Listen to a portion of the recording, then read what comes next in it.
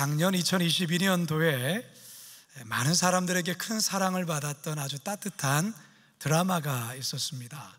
이상한 변호사 우영우라는 법정 드라마인데요, 천재적인 두뇌의 자폐 스펙트럼 장애를 가지고 있는 변호사가 대형 로펌 회사에 들어가 여러 사건들을 다루면서 놀랍게 해결해 나가는 그런 드라마입니다.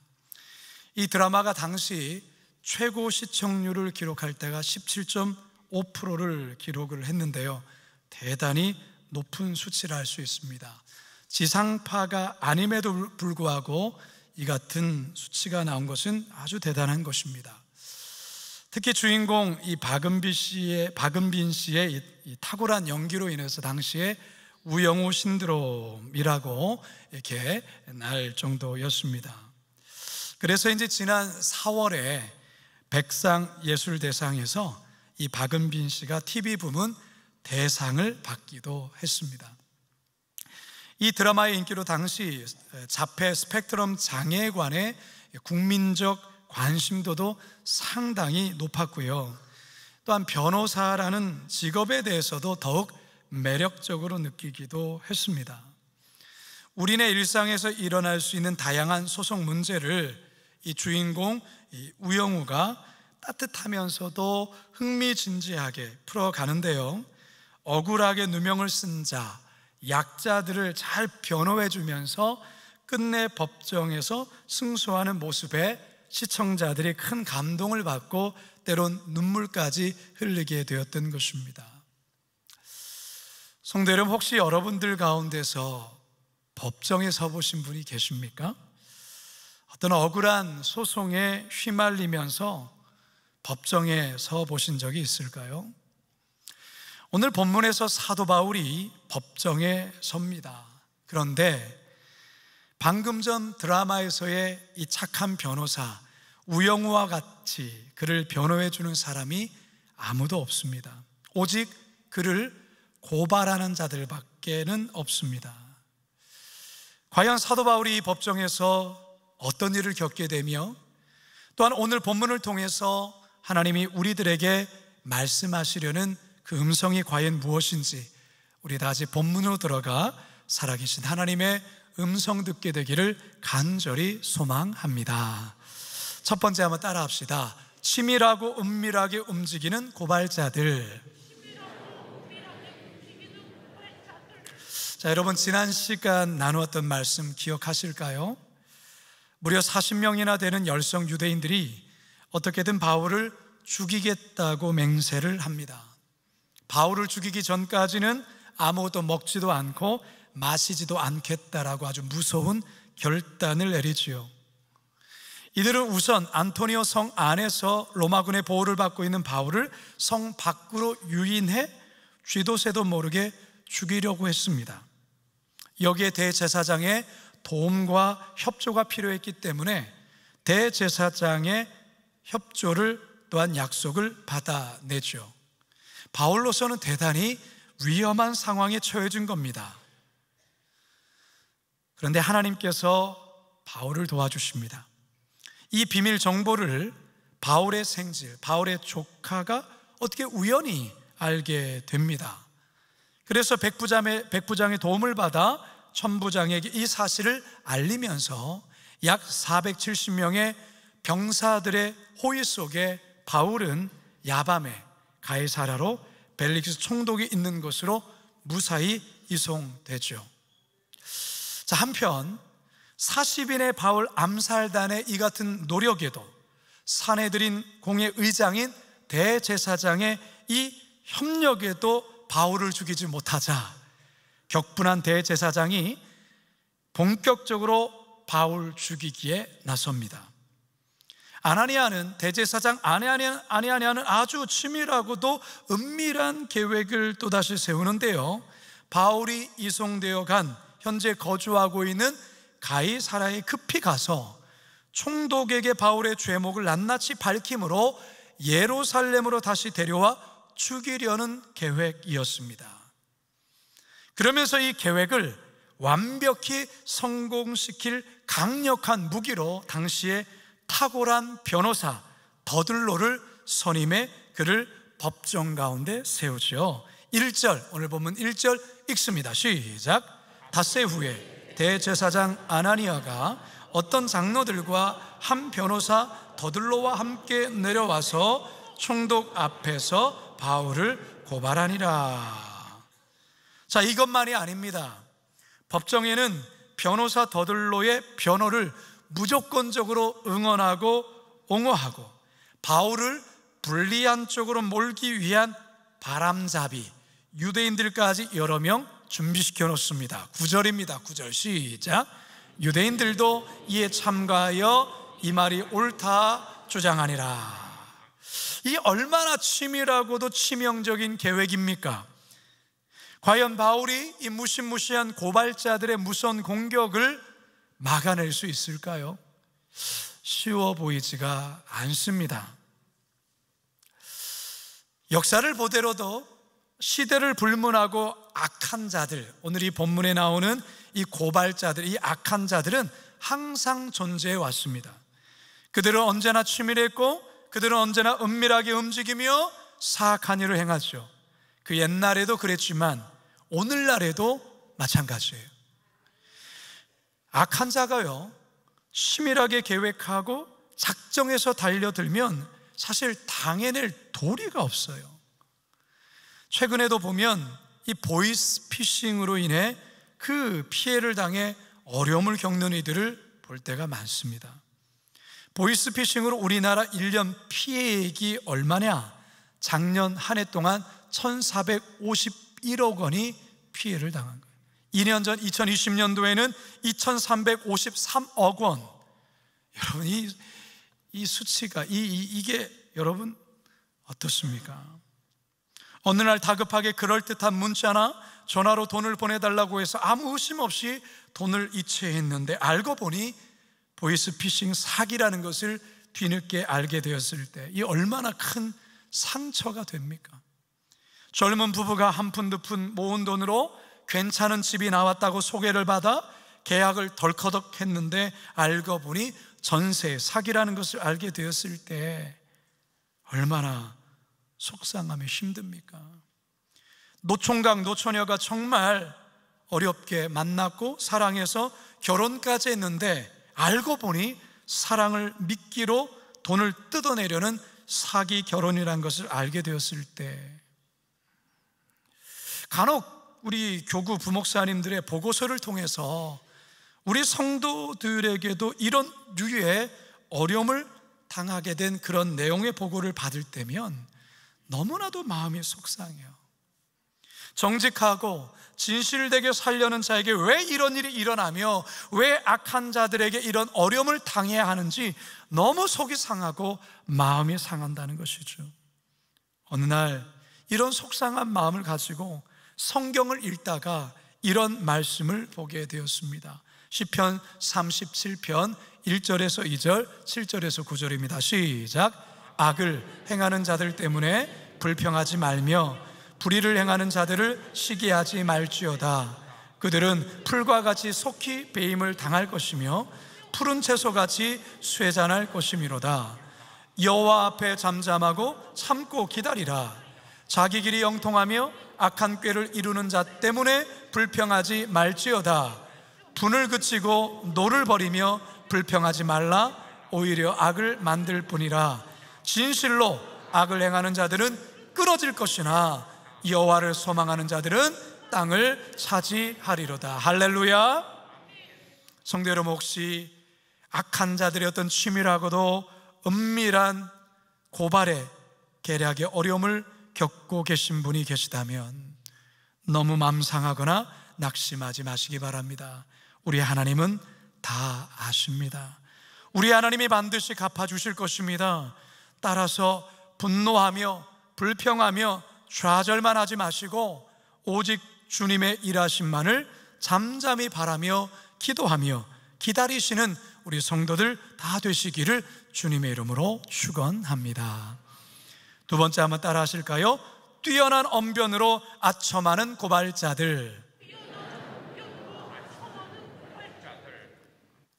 변호사 더들로는요, 로마 총독 벨릭스 앞에서 유대 종교 지도자들이 고소한 건에 관해 이제 본격적인 변호를 시작합니다. 2절과 3절 시작. 바울을 부르매 더들로가 고발하여 이르되 벨릭스 각하여 우리가 당신을 힘입어 태평을 누리고 또 이 민족이 당신의 선견으로 말미암아 여러 가지로 개선된 것을 우리가 어느 모양으로나 어느 곳에서나 크게 감사하나이다. 이 더들로는 먼저 총독 덕분에 유대 땅이 태평을 누리고 총독의 선견으로 많은 것들이 유대 땅에서 개선되었다라고 감사의 말을 전하고 있습니다. 여러분, 감동이 되십니까? 이 말에? 왜 감동이 안 될까요? 그야말로 알랑방구 끼는 것이기 때문에 그렇습니다. 바클레이라는 주석학자는 이 더들로의 이 말에 관해 메스꺼울 정도로 심한 아첨이다 이렇게 표현을 했어요. 메스꺼울 정도로 심한 아첨. 이 벨릭스라는 사람은 유대인들에게 인기가 있는 사람이 아니에요. 오히려 대단한 분노를 자아내는 사람이었습니다. 그는 몇 번이나 유대인들의 반란을 야만스러울 정도로 잔인하게 진압했기 때문에 유대인들은 그에 대해 감사가 아니라 증오심을 가지고 있었어요. 그런데 지금 이 더들로라는 이 변호사 더들로가 침이 마르도록 벨릭스를 칭찬하며 아첨하고 있어요. 이 역사의 기록에 보면요, 역사의 기록을 보면 이 벨릭스, 성경에는 이 벨릭스라고 나와 있는데 원 이름은 마르크스 안토니우스 벨릭스예요. 주후 52년부터 59년까지 유대 지방에 총독을 지냈다는 기록이 나와 있습니다. 놀랍게도 이 벨릭스는요, 황족을 섬기는 노예 집안의 출신의 사람이에요. 다시 말해서 신분이 낮은 집안이라는 사람이죠. 그런데 엄청 높은 지위까지 올라갔죠. 이 벨릭스의 형이 팔라스라는 이름의 사람인데, 이 팔라스는 로마 황제 글라우디오의 모친인 안토니아에게서 해방된 노예였어요. 그 이후에 제국 공무원 조직의 수장이 됩니다. 그래서 그 동생 벨릭스는 그의 형 팔라스의 든든한 후원을 받고 정략 결혼에 힘입어 그도 권력의 자리에 오릅니다. 그는 헤롯 아그리파 1세의 딸인 두루실라와도 결혼을 했습니다. 정말 미천한 신분의 사람이었는데 유래를 알기 쉽지 어려울 정도의 이 엄청난 높은 자리까지, 권력의 자리까지 오른 사람이에요. 당시의 역사가 타키투스는요, 이 벨릭스에 관해서 이렇게 묘사를 했습니다. 그는 노예의 근성으로 왕의 권세를 행사했다, 이렇게 평합니다. 어쨌든 지금 변호사 더들로는 총독 벨릭스 앞에서 뛰어난 언변으로 대단한 아첨을 떨고 있습니다. 왜 이렇게 합니까? 벨릭스에게 잘 보이기 위해서, 자신에게 유리한 쪽으로 벨릭스를 설득해 가기 위해서 아니겠습니까? 다 그런 목적이 깔려 있는 것이죠. 오늘 본문을 보면 이 더들로라는 사람이요, 말을 참 잘합니다. 말을 참 잘해요. 대단히 정중하고 예의가 있어요. 4절을 함께 읽어볼까요? 시작. 당신을 더 괴롭게 아니하려 하여 우리가 대강 여짜옵나니 관용하여 들으시기를 원하나이다. 참 얼마나 예의가 바릅니까? 자, 8절도 함께 읽어볼까요? 8절 시작. 당신이 친히 그를 신문하시면 우리가 고발하는 이 모든 일을 아실 수 있나이다 하니. 참 말 잘하죠? 사람의 말이라는 게 참 신기합니다. 우리나라 속담에도요, 말과 관련된 속담이 대단히 많습니다. 여러분 아시는 속담 뭐가 있습니까? 발 없는 말이 천리 간다. 가는 말이 고와야 오는 말이 곱다. 말 한마디에 천냥빚 갚는다. 낱말은 새가 듣고 반말은 쥐가 듣는다. 말이 씨가 된다. 뭐 이런 말이 있어요. 대부분 그 의미를 볼 때 말이 갖는 어떤 힘, 영향력에 대한 그런 의미가 담겨 있죠. 성경을 봐도요, 말과 관련된 구절들이 대단히 많습니다. 특히 잠언서를 보면 참 많아요. 잠언 15장 1절입니다. 시작. 유순한 대답은 분노를 쉬게 하여도 과격한 말은 노를 격동하느니라. 16장 28절도 읽습니다. 시작. 패역한 자는 다툼을 일으키고 말쟁이는 친한 벗을 이간하느니라. 다 말과 관련된, 언어와 관련된 내용이죠.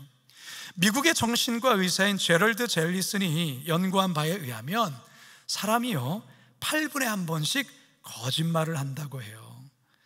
하루에 평균 200번 가까이 거짓말을 하는 셈인데요, 물론 거짓말 중에서도 빨간 거짓말도 있고 하얀 거짓말도 있지 않습니까? 어쨌든 사람을 만나 말을 많이 해야 하거나 남들에게 부탁을 해야 하는 입장에선 사람일수록 능숙한 거짓말쟁이가 되기가 쉽다는 것입니다. 이 지금 더들로가 그렇습니다. 마음에도 없으면서 그저 뛰어난 언변으로 자신이 얻고자 하는 그 목적을 이루려고 대단한 아첨을 떨고 있습니다. 여러분, 이런 사람 조심해야 됩니다. 조심해야 돼요. 말을 통해서 살아가는 유의 사람들이 어떤 사람일까 가만히 생각을 해봤어요.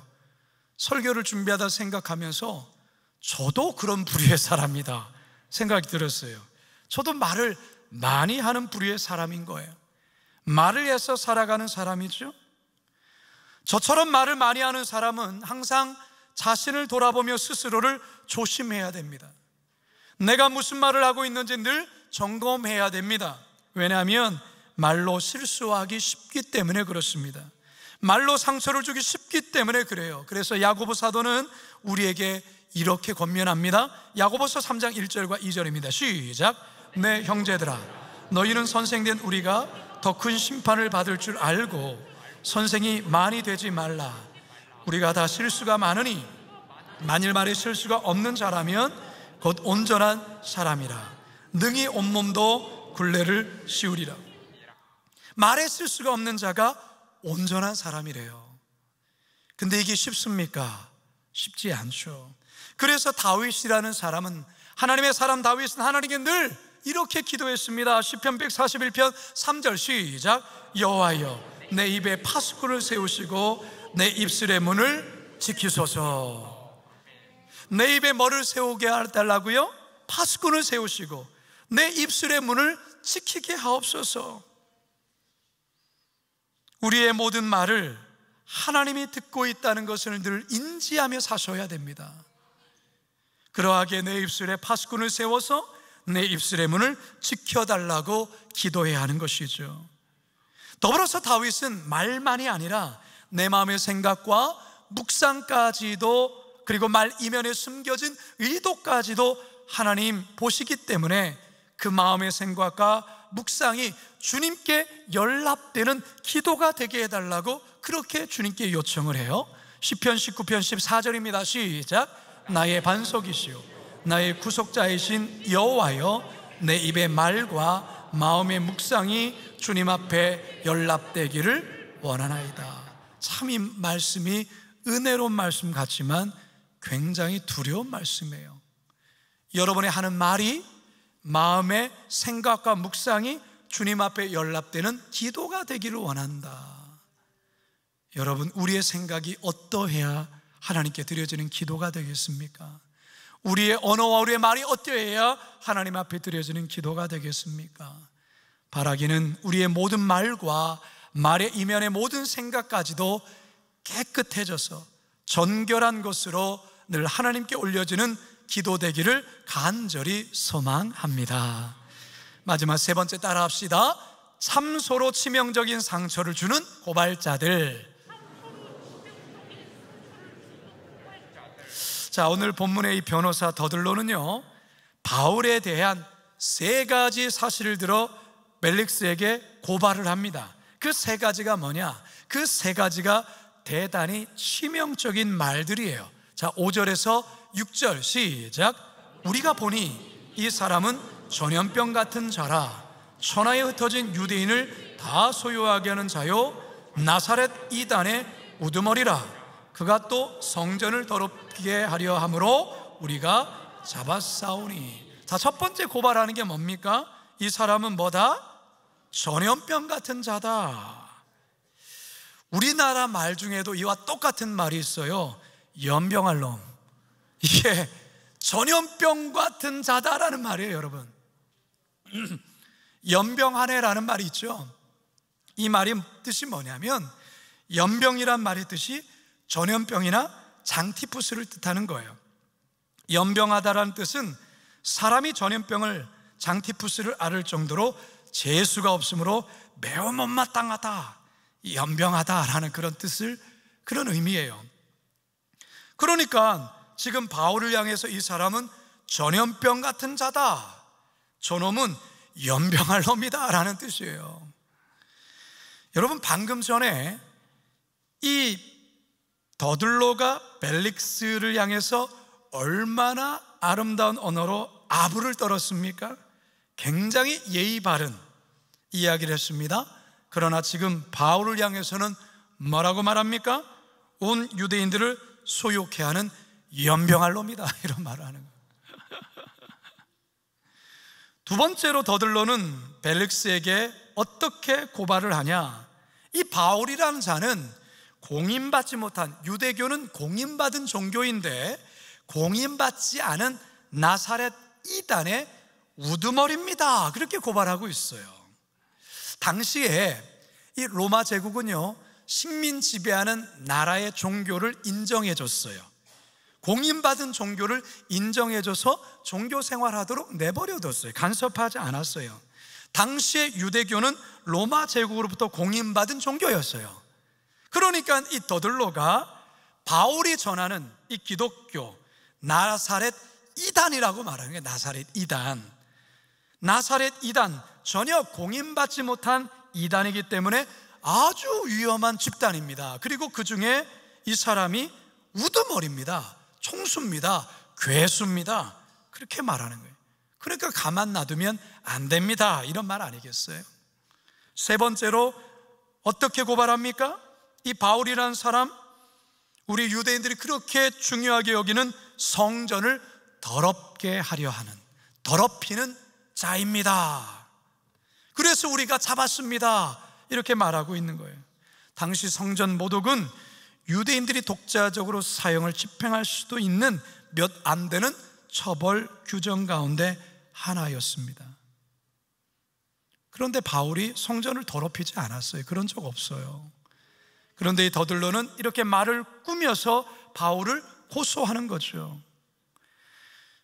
여러분, 더들로는 이 세 가지 내용으로 바울을 향해서는 무차별적인 참소로, 그리고 벨릭스에게는 바울이 대단히 위험한 존재이기 때문에 처벌을 해야 됩니다, 사형을 내려야 됩니다 라고 강하게 어필하고 있는 것입니다.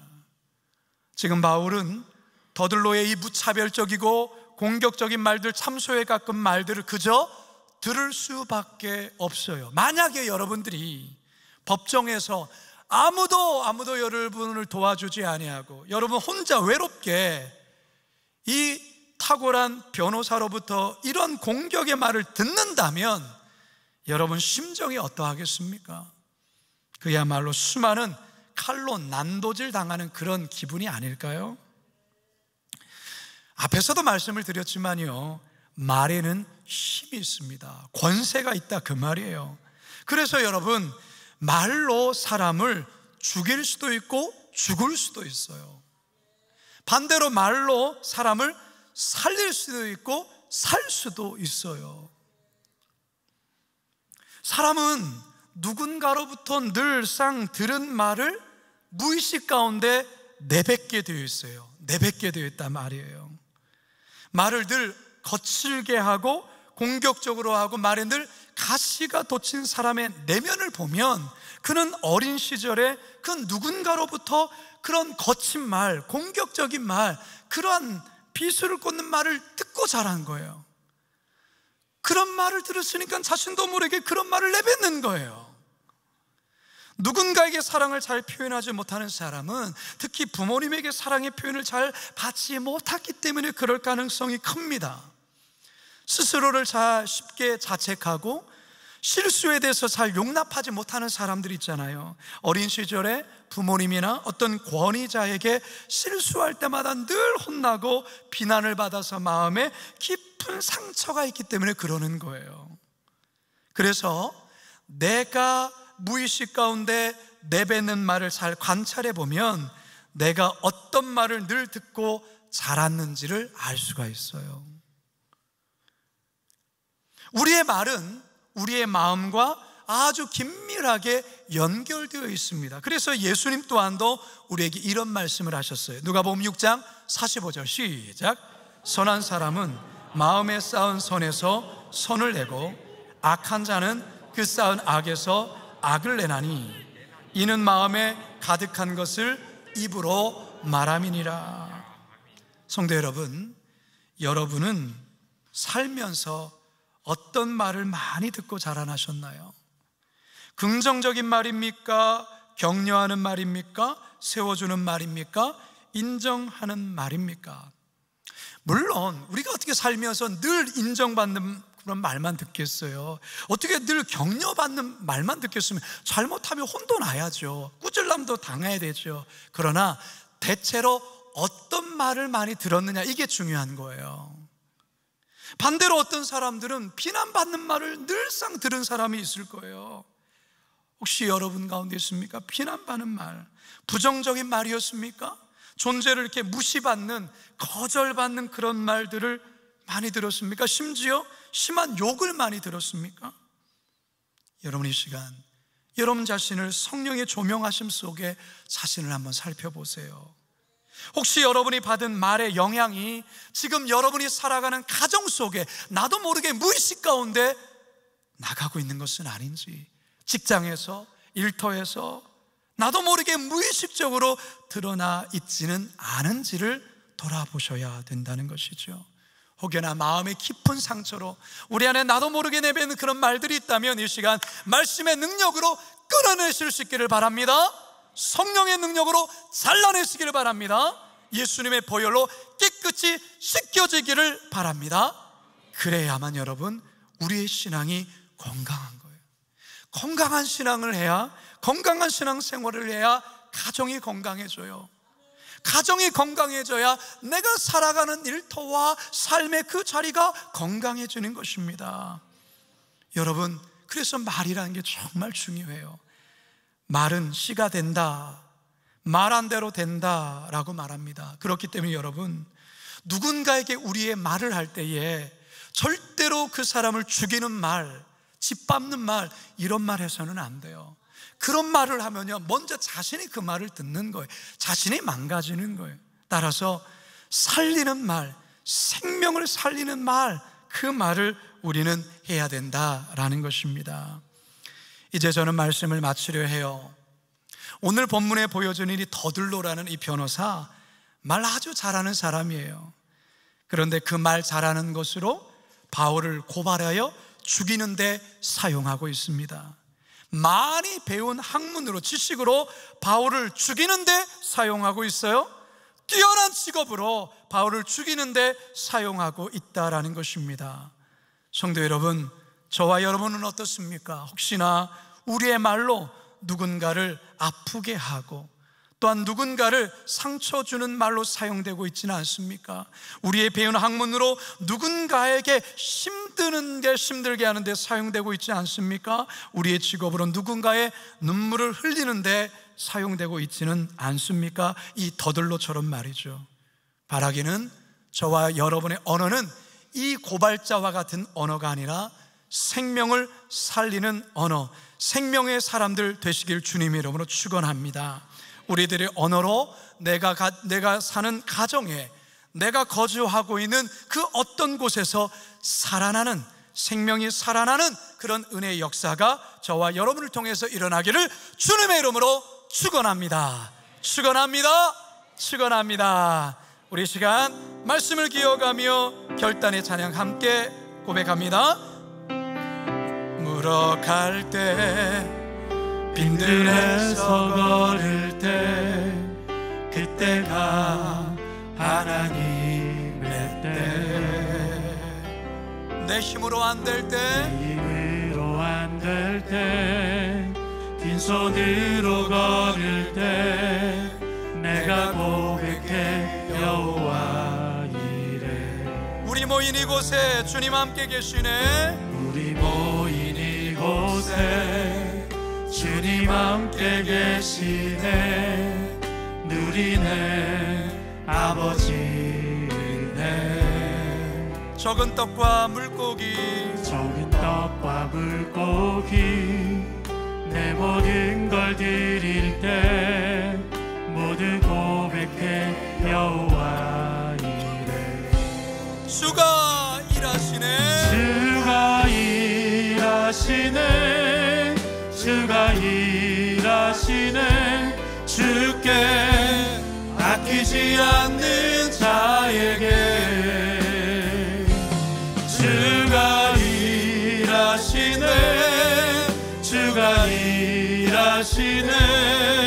신뢰하며 걷는 자에게. 우리 시간 기도할 건데요, 다 눈을 감으시고 여러분 오른손을 여러분의 입술에 한번 대시고요, 왼손을 여러분 가슴에 이렇게 대보십시오. 여러분, 이 말이 중요해요. 여러분들이 어떤 말을 쓰십니까? 오늘 이 더들로를 보면서 그는 말을 잘하는 사람이지만 죽이는 말을 하는 사람이에요. 혹시 우리가 그런 사람이 아닌가요? 한번 자신을 살펴보세요. 나도 모르게 무의식 가운데에 자꾸만 남의 마음을 상하게 하는 가시돋친 말을 한다. 혹시 여러분이 살아오는 과정 속에 여러분이 그런 말을 들으면서 그렇게 산 것 아닐까요? 주님, 내 마음이, 내 말이 이러한데 주님, 나를 고쳐주십시오. 내 언어를 고쳐주십시오. 생명을 살리는 언어가 되게 해주십시오. 그래서 우리의 가정을 살리고 내가 만나는 사람들을 살리고 내가 일하는 그 일터를 살리는 그런 사람 되기를 원합니다라고 우리 다 같이 주여 한번 부르짖고 기도합니다. 주여. 주님, 주가 일하시네. 하나님 아버지, 우리의 입술과 하나님 아버지 우리들의 가슴, 우리의 마음에 하나님 아버지 모든 생각들 하나님 주께 연락되는 아버지 언어가 되기를 원합니다. 기도가 되어지기를 원합니다. 주님, 우리의 언어는 어떻습니까? 말 잘하는 것으로 남을 죽이는 것으로 사용되고 있지는 않은지, 말 잘하는 것으로 누군가의 눈물을 쏟게 하는 그런 자가 아닌지, 주님, 혹시 나도 모르게 무의식 가운데 가시돋친 말로 인하여서 남을 아프게 하는 것 있습니까? 내 안에 상처로 말미암아 그렇습니까? 내가 그 말을 들었어. 내가 그런 말을 들음으로 인하여서 그래 하였다면 주님, 나를 고쳐주시고 나를 새롭게 피조물로 빚어주시고 생명의 언어 하나님 아버지, 이 더들로라는 사람이 얼마나 말을 잘하는 사람입니까? 얼마나 공부를 많이 한 사람이겠습니까? 그러나 그는 그의 언어로, 그의 지식으로 누군가를 죽이려는데 그 말을 쓰고 있습니다. 오 하나님, 우리가 이 더들로와 같은 삶을 살 때가 있지는 않은지요. 주님, 용서하여 주시옵소서.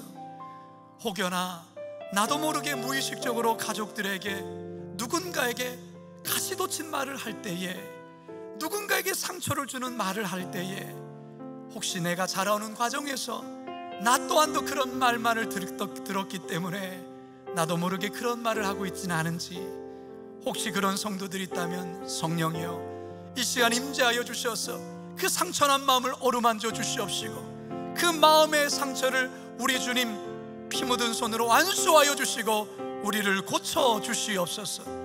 그리하여서 살리는 언어, 생명의 언어를 통하여 우리의 가정이 회복되고 내가 살고 있는 그곳이 천국을 이룰 수 있도록 우리 하나님 나를 사용하여 주시옵소서. 하나님, 우리 광성교회와 드림학교가 아주 귀한 일을 하려고 합니다. 스리랑카에 인재를 초청해서 그를 잘 섬겨서 다시 스리랑카 땅 가운데 오게 하여 그의 언어로 그의 삶의 그 영향력으로 그 나라의 하나님의 나라를, 그리스도의 계절이 오게 하는 이 중요한 프로젝트를 준비하려고 하오니 하나님 도와주셔서 아름다운 열매 맺게 하여 주시옵소서. 감사드리오며 예수님의 이름으로 기도드리옵나이다.